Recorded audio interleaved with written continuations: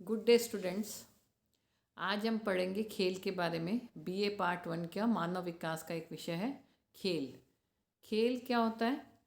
Just as the adult work so does the child play, it is the business of the child. जैसे एक बड़ा व्यक्ति कोई काम करता है वैसे ही बच्चा खेलता है। तो बच्चे के लिए खेलना भी एक काम होता है और वो उसका बिजनेस होता है।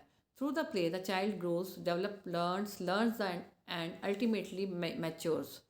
बच्चा खेल के द्वारा बड़ा होता है, खेल के द्वारा विकसित होता है, खेल के द्वारा सीखता है और सीख कर परिपक्वता की ओर अग्रसर होता है। यानी ज़िंदगी में बच्चों की ज़िंदगी में खेल का विशेष महत्व होता है और बच्चा खेल को उसी तरह से करता है जैसे एक बड़ा व्यक्ति कार्य को करता है। और ऐसी खेल खेल के माध्यम से बच्चा बड़ा होता है, उसमें वृद्धि होती है, उसमें विकास होता है, वो सीखता है और सीखने के साथ में उसमें परिपक्वता आती है। वैल्यूज़ ऑफ प्ले यानी खेल का क्या मूल्य है, मतलब खेल की इम्पोर्टेंस या खेल का महत्व क्या है। खेल के महत्व के लिए physical value, intellectual value, moral value, creative value, therapeutic value and socialization. ये हमें बता रखा है कि खेल का किस किस तरीके से उपयोग होता है या इसका क्या महत्व है। पहला फिजिकल वैल्यू यानी शारीरिक मूल्य, शारीरिक महत्व क्या है। इंटेलेक्चुअल वैल्यू यानी बौद्धिक रूप से कैसे खेल मदद करता है विकास में, भौतिक विकास में। फिर आता है मॉरल वैल्यूज़ यानी नैतिक विकास में खेल का क्या महत्व है। क्रिएटिव वैल्यूज़ यानी सृजनात्मकता में खेल का क्या महत्व है। देन थेरापेटिक वैल्यू आती है, यानी थेरापेटिक होता है उपचारात्मक मूल्य। खेल के माध्यम से हम हमारे जो भी अंदर की फ्रस्ट्रेशंस होती हैं उनको भी हम बाहर निकाल सकते हैं। देन सोशलाइजेशन यानी सामाजिकरण में खेल का क्या महत्व है। आज हम इसको विस्तृत जानकारी लेंगे। फिजिकल वैल्यूज़, फिजिकल वैल्यूज़ यानी शारीरिक रूप से इसका क्या मूल्य है। खेल का शारीरिक विकास में क्या योगदान है, हम पढ़ेंगे। Muscular and sensory abilities are develop. Muscular यानी मांसपेशियों से, या सेंसरी होता है जो हमारी संवेदनाएं होती है, जैसे देखना, सुनना, टच करना। ये जो संवेदनाएं हैं, सेंसरी एबिलिटीज़, ये विकसित होती है। यानी मांसपेशियों का विकास होता है खेल के द्वारा, साथ ही संवेदनाओं का, संवेदी तंत्र जो है हमारी, उनका उसका विकास होता है। Infants and young children develop their sensory abilities through the tactile, visual and auditory sensations derived from playing with rattles, balls and other toys। जो छोटे बच्चे होते हैं, नवजात शिशु होते हैं या जो बहुत छोटे बच्चे होते हैं, उनमें जो सेंसरी एबिलिटीज़ होती है, सेंसरी यानी संवेदनाओं के द्वारा ज्ञान प्राप्त करने की योग्यता जो होती है, जैसे टैक्टाइल यानी टेस्ट के द्वारा, विजुअल देख कर, ऑडिटरी सुनकर, और सेंसेशन जो है ये derive from playing with rattles, जैसे खिलौने झुनझुने से खेलता है। बच्चे के पाँव में यदि हम कोई पायल बांध देते हैं तो उसकी जो छन छन की आवाज़ होती है, और इस तरीके से जो बच्चों को विभिन्न आवाज़ों को पहचानना सीखता है उनको, और साथ में वो पाँव को बार बार चलाता है। जैसे छोटे बच्चे के पाँव में पायल हम इसलिए बांधते हैं या उसके जूते चूँ चूँ चूँ चूँ करने वाले जूते पहनाते हैं, तो उसके वजह यही होती है कि बच्चा जो है उस आवाज़ को सुनकर, उन सेंसेस को सुनकर वो एक्टिविटी बार बार करेगा, उसके लिए वो खेल हो जाता है उस आवाज़ को करना। तो ऐसी रेटल्स यानी झुंझुना, बॉल और आदि खिलौने के से बच्चा खेलता है तो उसकी मांसपेशियों का विकास होता है, संवेदी योग्यताओं का विकास होता है। देन टॉडलर्स यानी जो बचपन अवस्था होती है, एंड प्री स्कूल चिल्ड्रन यानी स्कूल जाने से पूर्व की जो अवस्था होती है, पूर्व शालेय अवस्था, उसमें बच्चा जो है मसल्स एक्टिविटी जो होती है, उसके शरीर की जो एक्टिविटी की जाती है उसमें बहुत ज़्यादा मज़ा या आनंद की अनुभूति करता है, जैसे सच एज रनिंग, दौड़ना, क्लाइंबिंग, चढ़ना, एक्सप्लोरिंग द एनवायरनमेंट या वातावरण का जो नेचर है, प्रकृति है, उसके बारे में जानना।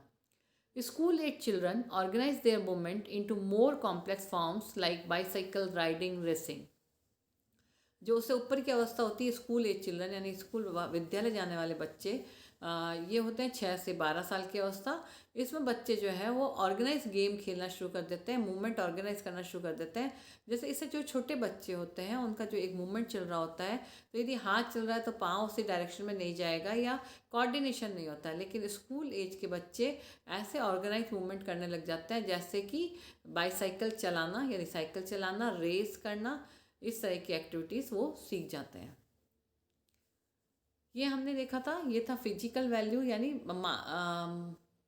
शारीरिक रूप से बच्चे का खेल, बच्चे के विकास में खेल का योगदान क्या है। खेल बच्चे के शारीरिक विकास के लिए अति महत्वपूर्ण है, क्योंकि खेल के द्वारा माध्यम से बच्चे का विभिन्न ग्रंथियों का, विभिन्न मांसपेशियों का विकास होता है, वृद्धि होती है, और साथ में वो एनवायरनमेंट के बारे में जानता है और उसके संवेदी तंत्रों का भी विकास होता है। देन आता है इंटेलेक्चुअल वैल्यूज़, यानी बौद्धिक मूल्य क्या है। दिमाग और खेल का एक बहुत अच्छा संबंध है, लेकिन जैसे हमारे यहाँ माना जाता है कि खेलना बहुत ही गंदी बात होती है, खेलने से टाइम वेस्ट होता है, पढ़ाई करो। लेकिन खेल एक ऐसा माध्यम है जिससे कि बच्चा अपनी बौद्धिक योग्यता को बढ़ा सकता है। ज़रूरी नहीं है कि खेल खेल हमेशा आपको नकारात्मक एनर्जी देता है, हमेशा क्या, कभी भी नकारात्मक एनर्जी नहीं देता है, लेकिन बौद्धिक विकास में भी बहुत सहायक होता है। जैसे बहुत छोटा बच्चा होता है, वो खेल के माध्यम से, जैसे वो यदि उसने एक ऐसा कोई टॉय बनाया जिसमें एक छोटा गोला होता है, फिर उसके ऊपर उससे छोटा विभिन्न कलर के ट्राइंगल्स या गोले होते हैं, तो उससे उनको कलर का आइडेंटिफिकेशन होता है, छोटे बड़े का ज्ञान होता है। तो इस तरह से खेल के माध्यम से वो बहुत सारी चीज़ें सीख जाता है, बौद्धिक योग्यता का भी इसमें विकास होता है। Children learn the difference in size, shape, colour, texture, numbers and names of the object.